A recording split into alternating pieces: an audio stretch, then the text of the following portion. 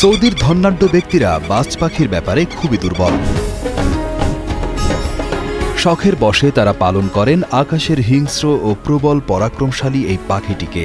বাজ পাখি বা ফ্যালকন পালন করা সৌদি আরবের শত শত বছরের পুরনো ঐতিহ্য। সম্প্রতি সৌদি আরবের রিয়াদে অনুষ্ঠিত হল এক বিশাল বাজ পাখি প্রদর্শনী ও শিকার উৎসব।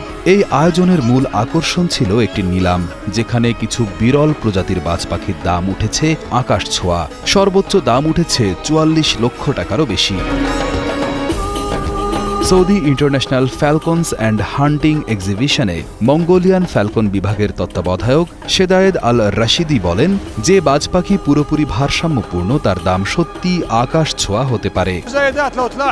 কখনো কখনো আপনি লক্ষ্য করবেন যে একটি বাজ পাখির দাম যেন আকাশ ছুঁয়েছে, কারণ এটি তার সৌন্দর্যের উপর ভিত্তি করে শ্রেণীবদ্ধ করা হয়। এর পিঠ, বুক এবং মাথার রং, সেই সাথে এর আকার ও ওজন।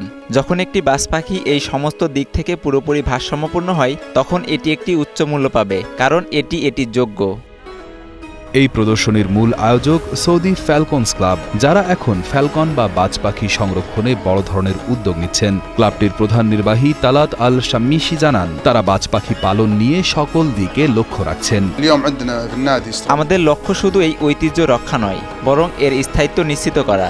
এর জন্য আমরা ফ্যালকন পালনের নিয়ম, স্বাস্থ্য ব্যবস্থা ও প্রতিযোগিতাগুলোকে সুশৃঙ্খল করছি। আজকাল এই ক্লাবের আন্তর্জাতিক নিলাম মঞ্চে ব্রিটেন, ফ্রান্স সহ বিশ্বের নানা দেশের খামারগুলো অংশ নিচ্ছে।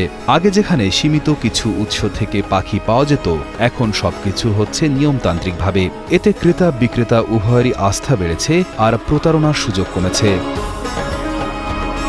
ফ্যালকন বা বাজ পাখি শত শত বছর ধরে মরুভূমিতে বসবাসকারী আরবদের এক বিশ্বস্ত শিকারী সঙ্গী ছিল। তখন বাজ পাখি ছিল তাদের একমাত্র সহযোগী, যাকে দিয়ে তারা খাদ্য পেত। প্রশিক্ষিত বাজ পাখি মানুষ যেদিক নির্দেশ করে সেদিকেই উড়ে যায়। শিকার দেখা মাত্রই আকাশ থেকে ঝাঁপিয়ে পড়ে শিকারকে ধরে ফেলে বা মেরে ফেলে।